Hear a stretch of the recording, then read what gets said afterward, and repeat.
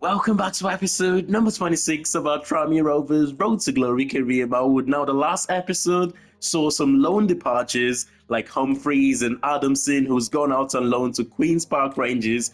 We also sold some players permanently, the likes of Josh Hawkes, Davison, and of course, the big one, our best centre-back, Robbie Dees, have departed to join Sheffield United. That is not good news for us because we might need to replace him. We did say he was going to go on to at least double his wages, but it looks like he's actually tripled his 10k a week in wages he was earning at Tranmere Rovers, almost 30k a week there for his new team. That is good news for him, I suppose. But for us, we have got to find replacements for these players. Now, I did ask the question at the back end of the episode, do we need a wide attacking player more, or do we need a centre-back? I think I found a solution to both areas. If you look at out wide, we've got Mulligan, who is crucial to us. We've also got Gibb on the right-hand side, who's crucial to us. Now, we don't need to sign another crucial player. What we will try and do is bring in a player that's happy to be a squad rotation option for us until the end of the season at least, and we can assess that position again moving forward. In the centre-back position, though, I've realised we've got 4 centre-backs right now. Well, I knew that from last episode, but what I've realised is we don't have a left-footed centre-back. Of course, now we have allowed Robbie Dees to go. He was the only left-footed option we have, and for the balance of the team, I think we need to go in and bring in a left-footed centre-back before the January transfer window closes. It's going to be difficult, but we will try and sort that out. We have got games against West Brom, Watford, Blackburn Rovers, Arsenal yet again. It's almost like every season we face Arsenal in the Cup, and potentially that game against Sheffield United, who are top of the league right now. I think the reverse fixture of this game ended up being a 1-0 victory for us at the Hawthorns. West Brom are a difficult side. We know that. They've got some good players in the team, West Brom, but the league table doesn't show that right now. Sitting third bottom, I tell you what, at the start of the season, I would not have expected West Brom to be one of those teams in and around the bottom places right now, but we've seen crazier things in football, right? I mean, look at where Manchester United are in real life. Look at where Luton Town are in real life in the Championship. These are not teams that you would have expected to be in and around the bottom places at the start of the season, but it is the case. Up front for the West Brom team, the last time we faced them, they had Josh Meyer up front, and they also had, I can't remember his name now, but a handful. He was in that game. He's offside, fellows. Fine. Fellow, rather, finds the bottom corner there, but he's offside. I saw the run. He made the run way too early. But the away side have started the better in this game. We've got to improve. We do tend to lose to teams that are in and around the bottom places, don't we? I'm hoping we can get the victory here. Over the top, Wester. Oh, it's been nicked off him there. That could have been our first shot on target. Potentially our first goal in this game, but well defended. And it's Karlan Grant driving forward. He finds Ivanovic. Excellent defending there from Brad Hills. He's looked comfortable, One of our better performers at the back this season, ever since we got him on loan. Yes, he's made 1 or 2 mistakes, but overall, he's been a solid signing for us. And honestly, I would not be opposed to making that signing permanent next season, Brad Hills. But of course, it all depends on what West Brom says. West Brom, what Norwich says, they might not want to loan him out or maybe sell him next season. But what a finish that was. And West Brom have taken the lead here. They have been the better team. That's Ivanovic as well who scored. That's it. It's the final whistle. 1-0 victory for the away side. We do tend to lose these games, don't we? We do tend to struggle against teams that are in and around the bottom places right now. It's happened last season as well, and it's continued into this season. It's a defeat for us. We just have to move on and put it right in the next game. Oh, wow. It's interesting that our win, draw, and loss ratio is pretty much identical this season. 9 wins, 10 draws, and 9 defeats. And the way I said, we've got that slight chance maybe we could creep into the top 6 this season. Well, that is pretty much impossible now. We will have to go on to win all our games, basically, to be able to achieve that. That is not possible. We are, how many points is that? 37, 48. We're 11 points away from Sunderland, who is 6th in the league. Sheffield United still top of the league and still running away with the league right now. I mean, I would be really surprised if they don't go on to win the league come the end of this season. But going straight into the next game here against a Watford side where we have seen our best performance this season. 4-1 victory in the reverse fixture. Can we get another win here? Come on, Rovers. I don't think we've done the double against any team this season. The closest we have come, it's Portsmouth. We collected 4 points from them. The first game being a draw, and the second game, we won that one. This could well be our first game or the first opponent that we win home and away against this season. And if it should go any way compared to that reverse fixture, we have got a chance here. Watford were so poor in that game. By far, the poorest team we have faced this season. I mean, we scored 3 in the first half of the game and went on to score 1 more in the second half. It goes to show, because we do tend to struggle to score goals, and to score 3 goals in the first half of that game, it goes to show how poor they were and who is there to intercept that pass. It's Brad Hills. He's such an important player at the back for us right now, especially with the departure of Robbie Dees. He seems to have stepped up to be our more impressive centre-back, and from back to front. Oh my God, that is so poor. They're so open at the back, Watford. That's just a few passes put together. Charlie Webster with the assist, I believe. And of course, Richard Kone with the finish. That might be his 14th goal of the season. 14 goals in 25 appearances. I mean, he's almost averaging that 1 in 2 right now. Kone's injured?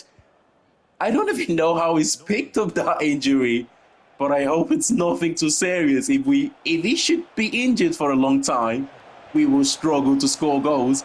He scored about 45% of our goals this season. He goes for it again. It looks like whatever that was, it was only just a knock. He seems to be fine just now. He seems to be fine, and fingers crossed it remains the same come the end of this game, and it remains the same come the end of this season, because I really don't know what we will do without him. Good ball there to Francolino. Excellent defending yet again. Come on, lads.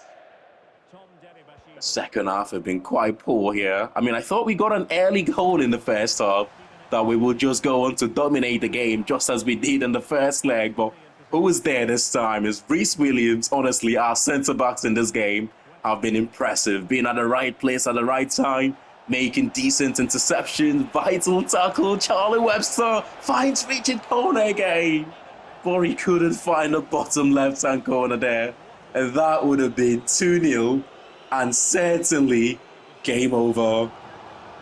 Things like this happen when you get chances and you don't kill the games. You begin to worry, will the opponents go forward and get a goal? It's a goal kick. I was wondering why Cameron Norman decided to let that one go.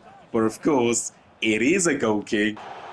And that's it, a 1-0 victory for us. And for the first time this season, we have done the double against a team. Watford, 4-1 victory in the reverse fixture and 1-0 victory in the second leg. Excellent performance here. Defensively, I thought we were excellent in this game. Okay, so the plan going into the last couple of days of the January transfer window is to bring in a centre-back, preferable a left-sided centre-back, as well as a winger. We've got, in terms of funds, we've got an offer there, by the way, for Joseph Goodwin from Plymouth, which will be a good loan move for him.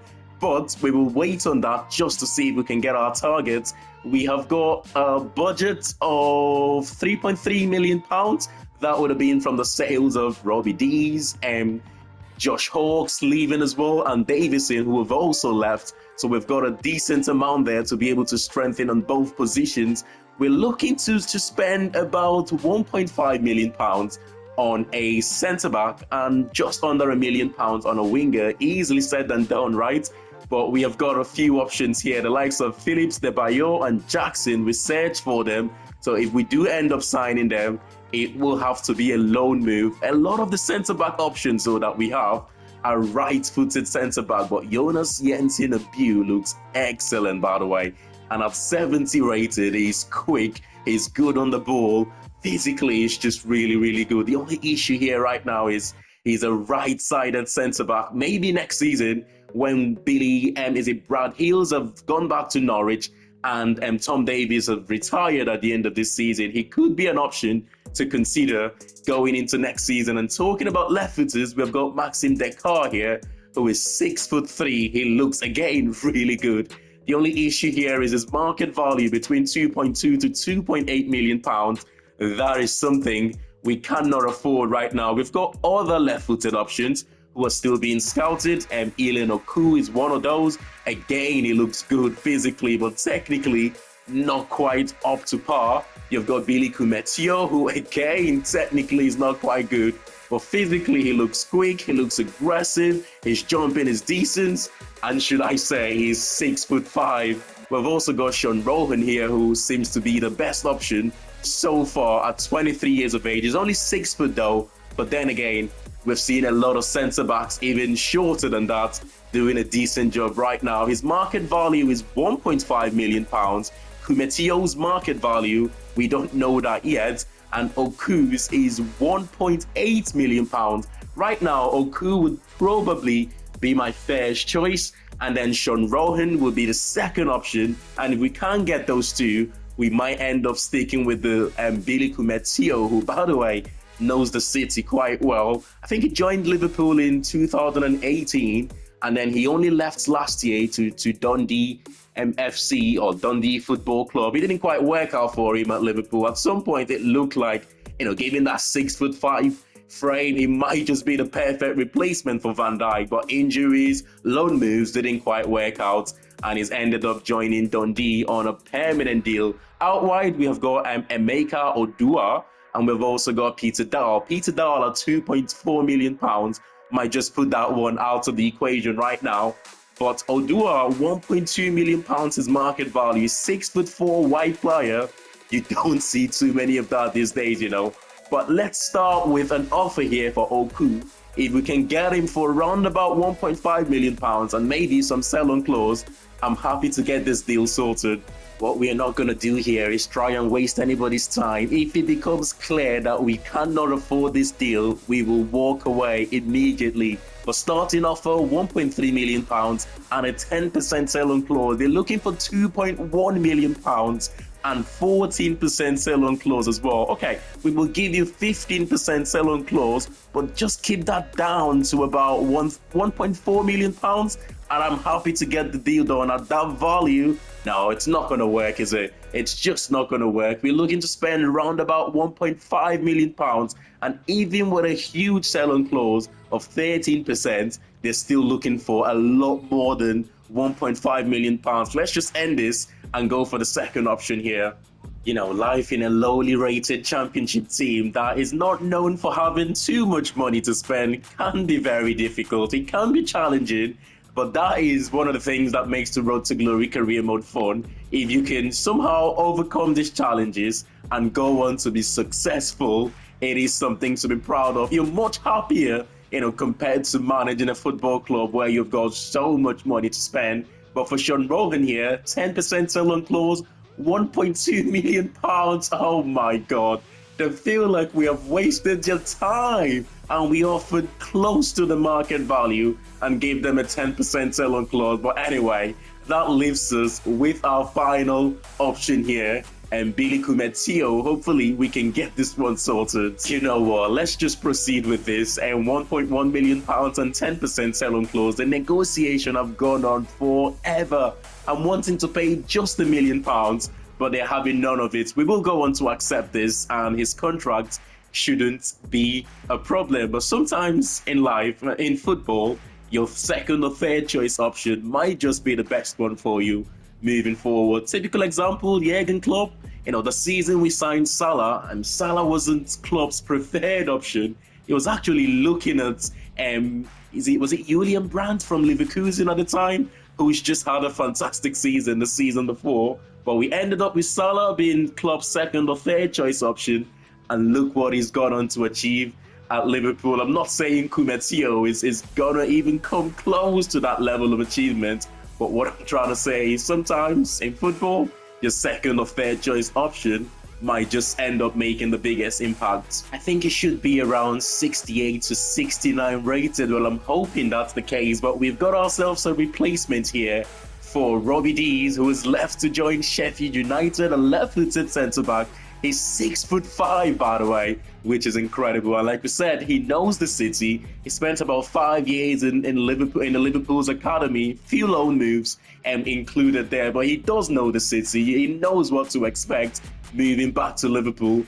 But our first signing of the January transfer window, it is Billy Kumetio. Let's see his rating. He's 67 rated. Okay, a little bit lowly rated than I expected him to be. I mean, considering Robbie Dees was 71 rated, this is a downgrade for us. But we're not gonna get relegated this season. He's got from now to the end of the season to get a little bit better heading into next season. Very quickly here, we've brought in our second signing as well, a replacement for Josh Hawks, who of course has left us now, a 6'4" right winger. We've ended up giving him an important squad role just because, he would not accept a squad rotation role. That just means at the moment, I'm looking at him to start 1 in 3 games, coming off the bench in the other 2, hopefully. He's going to play an important part for us from now to the end of the season. He does get the number 11 shirt, 900k. We've ended up signing him for with a cheeky little 7% sell-on clause in there. It looks like a good deal for us as well. Now let's take a look. What is his starting overall? 65 rated right winger. Mulligan is 67 rated. Kerr is 69 rated. So that's perfect. He slots in as the backup for those 2 players. Welcome to the football club. 2 games played so far in today's episode. It's a defeat to West Brom and a win against Watford, and Billy Kumetio starts this one. We might have lost 3 overall points in the sale of Robbie Dees, but we have though gained 3 inches in height in that defensive area. Mulligan starts and Oduar is on the bench. Hopefully we will see him at some point in this game. Come on, the Rovers. The last time we faced this Blackburn Rovers team, I don't think I mentioned this at the time, but it was certainly in my mind to discuss this. But they're one of the few AI teams that are pretty much unchanged from their starting team in the first season. Now, that's not something you usually expect from the AI squad building. They tend to change the team a lot. It's just Ravison in goal. Okay, Adrian Blake in that number 10 position. But other than that, the team is unchanged. Hey, it is strange, isn't it? The AI, like I said, they tend to make multiple changes to their team, to the starting 11, especially after a couple of seasons. But this Blackburn Rovers team pretty much looks unchanged. But Arthur Stewart, look at him there. Pace, power, everything you want from your fullback. Not the cutback we were looking for, though. We haven't seen too much of his attacking qualities ever since the first season where, he burst into the scene, as Michael Richards would say. He looked really good, scored a couple of goals in that first season, and a few assists as well. But we haven't really seen much of him. Now, we tend to use him as the inverted fullback, and whenever we play Musonda, who, bless him, is still injured, but he should be back soon though, and Musonda tends to be the one that offers the more attacking threat. But Arthur Stewart losing possession in a dangerous position there. It's all Blackburn Rovers right now. Back to Pickering to Cantwell. Cantwell skips past his man easily. Tyrese Dolan with another shot. It's blocked. Oh my God, we're hanging on. Big save again from the goalkeeper. And Leo Connor diving in there. A little bit rash, if you ask me, but lucky not to give away a penalty. Callum Parkin could turn defense into attack here. Out wide to Kerr. Not the skill mover I anticipated, but he's still got hold of it. Cut into his left foot. Callum Parkin. Find the bottom left-hand corner, maybe. Oh my God. What a finish. Now that's Bukayo Saka's kind of finish. Cut into the left foot like that and find the bottom left-hand corner. That is sensational. His first goal of the season. I think that makes him double figure in terms of goals and assists. 4 goals and 6 assists. I could be wrong. But right now, I think I'm regretting letting Adamson leave on loan. By the way, Odua coming on for his debut here, but I'm regretting sending Adamson on loan. The good news is though, we can see how many games he plays at Queen's Park Rangers, and if he's not getting too many games, we can recall him back. But I wanted to give Kone a rest here, but I just couldn't do that. I couldn't give Kone a rest because we don't really have any other bodies up front. We're a little bit short now up front, actually, given the fact that although we have converted, oh, he's going to go for it. Oh, the space opened up, looking for his first goal on his debut. What a chance that was. Imagine if he scored that Emeka Odua, who's come off the bench in the second half. But like I said, we will keep our eyes out on Adamson. If he doesn't get more game time, we might just recall him because we're a little bit short up front. You know, we have got... oh, that's a beautiful pass. That is a beautiful ball to Kone. That's another assist for Kergib, who I believe he's up there as one of the most assists this season, but another goal again. I think that is Kone's 15th goal of the season, which is incredible. He might go on to hit 20-25 goals in the championship. And if he does do that, the question is, can we keep him here next season? He's looking ridiculous right now. And Kergib just keeps getting those assists for him. But fantastic 2-0 victory for us here. We move forward to the next one. Going into the transfer deadline day here, I think that's it in terms of signings. We're not going to be making any more signings. Joseph Goodwin, though, could be heading out on loan before the deadline day comes to an end. The loan move to Plymouth Argyle, it's still on the cards. In terms of budget, we have got just over £1 million left there, which we could make one more signing. But I think we would just use that funds in sending out our youth academy scouts for 3 months, and hopefully we can find 1 or 2 decent players that we could, sign into the academy. I mean, we've definitely weakened ourselves. We have let 3 players leave, one of them being Robbie Dees, who was 71 rated, and we've only brought in 2 players. So in that aspect, we have weakened ourselves. But I think in the long term, we are going to be better for this move. If we can bring in 1 or 2 players into the academy, that might progress into the first team in the future. But we could get the confirmation for Joseph Goodwin here. There we go, a short-term loan to Plymouth Argyle until the end of the season. Good luck to you, son.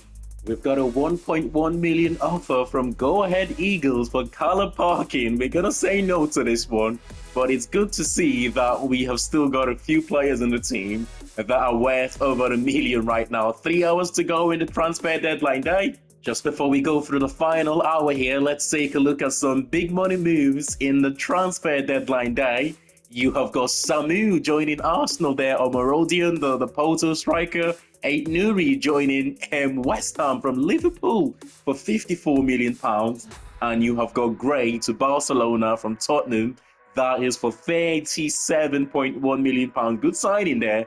And for Barcelona, by the way, excellent signing for them. If he goes on to achieve his potential, they have got one hell of a player there. What we're going to do is quickly send out the Youth Academy scouts. It's 1st of February, and we will go into the game against Arsenal then. Okay then, so our Youth Academy scouts have all been sent out now, and as we always do, we leave a scout in the home country, and that's Mayer, who is responsible for that, to find us a right winger, a striker, and a left winger. We've sent Ferrari to Wales to find us a CDM, a centre midfielder, and a centre attacking midfielder. And for the first time in this career mode, we are scouting a European country that is not Ireland. Barlow have been sent to France to find us again a right winger, a striker, and a left winger. If you're wondering why we're not scouting for the defensive position, that is because at the moment, we have a lot of youth academy players in and around the first team that are all defenders.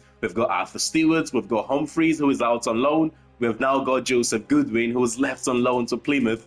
We've got a few options there in the team already, so we are avoiding that position as of at the moment. Who knows, 1 or 2 of those players might leave in the future, and we could scout for defensive options again. But for now, we've got a huge game at home against Arsenal. It feels like we're playing Arsenal every single season in the cup competitions. We played them last season. We've played them already this season in the Carabao Cup. They knocked us out of the Carabao Cup and we're facing up against them yet again. But this time, it's the FA Cup. Come on, Rovers. There's something that just clicks for us when we play the Premier League opponents. We don't tend to look out of place against them, if you know what I mean. They never. I don't think any Premier League team have battered us as of yet. I say that could well happen in this game. But if you think about, we have faced Leicester City. We won on penalties, close game. We have faced Nottingham Forest, although by far the better team.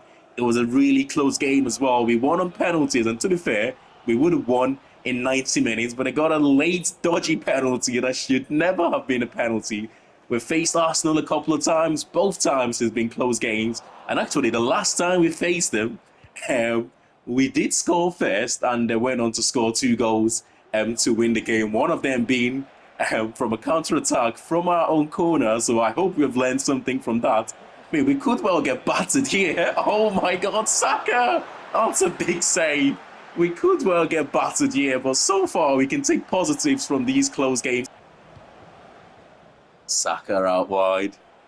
Is he gonna hit and run? I honestly thought he was just gonna hit the ball forward and just go for it. But he's refusing to do that at the moment, wanting to use his skill moves rather to get away from his man. He could struggle with that though, but 1-2 with Gyökeres. That is another big save from the goalkeeper. Tell you what, that's one of the reasons we haven't been battered by a Premier League team just yet. Nottingham Forest could have scored 4-5 in that game, but Buckley was magnificent in goal. This game, Arsenal could have been 2-0 up already. They could well score here. Oh, comfortable that time. Come on, over the top. How the hell did he manage to get there? It felt like that was a decent pass then to Omari Patrick, who looked like he was going to control it. But Saka skipped past one. Still going. Saka on his right foot. Oh, how have they not scored?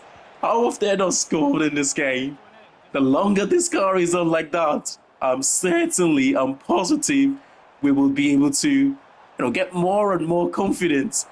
Who knows? We might go on to get one chance of our own. Oh, excellent defender. But so far, Arsenal could have scored 2-3 goals, but they haven't taken those chances. As Brad Hill is going long. Couldn't win the header, but the referee calls it a day for the first half. Oh my God, Arsenal have been so much better than us here, man. Substitutions, Cody Gakpo, who seems to be a signing that Arsenal pretty much guarantees to make on every EA's or every save that you make. Arsenal are guaranteed to sign Cody Gakpo. There's some players that are almost guaranteed to make those moves. Cody Gakpo to Arsenal is one of them. Bukayo Saka to Real Madrid is another one. At some point in this save, he will join Real Madrid. It pretty much always happens. Come on, we've got to defend this. We've got to defend this. Another big save. Oh my God. How are we still in this game? How are we still in this game? You know, one thing that always happens as well, rival teams seem to sign players from their rival clubs a lot on the game. Oh, it's a penalty! It's a penalty! 88 minutes into the game. I'm not sure, was it on Odua or was it on Cameron? Oh, it's Cameron that have been absolutely wiped out there by Odegaard. It was. I'm losing my voice right now. I can't believe we've got a penalty 88 minutes into the game to knock Arsenal out of the FA Cup. Cameron Norman, top right-hand corner. Yes! Arsenal have been by far the better team in this game. This is one of the biggest smash and grab you'll ever see in a cup competition. And it looks like we're going through. We are going through to the next round. 1-0 victory at Prenton Park against a mighty Arsenal. One of the best teams in the world right now. And we were very, very, very lucky in this game. to progress to the next round. But it doesn't matter. This is the magic of the cup competitions. Smaller teams knocking out the bigger teams like this. It will take a few seconds to calm down here, but we've got emails to take a look at from the physios as well. Musonda is back to first team training, which is good news for us. We did miss him. Lee O'Connor have been playing in that right back position in certain games. He did quite well against Arsenal in that position, but it's good to have Musonda back to first team training. Hopefully not long before he starts playing games again. But let's take a look. Top 6, you've got Sheffield United, Luton, Norwich, Burnley and Sunderland, Coventry as well. We are 11th right now on 43 points and we've still got about 16 games to go. Bottom 3, Wrexham, Portsmouth, Stoke City, Bolton and West Brom just about staying up. Top scorers, you've got Laborde leading the way, Callum O'Hare, Amdouni, you've got Richard Kone on 15 goals. Is he going to get to 20 goals in his first season in the championship, in our first championship season, to get a 20-goal striker? That would be amazing. But smash a like on the video if you have enjoyed this one, and of course subscribe to the channel and share the video if you can. I will see you all in the next one. Bye for now.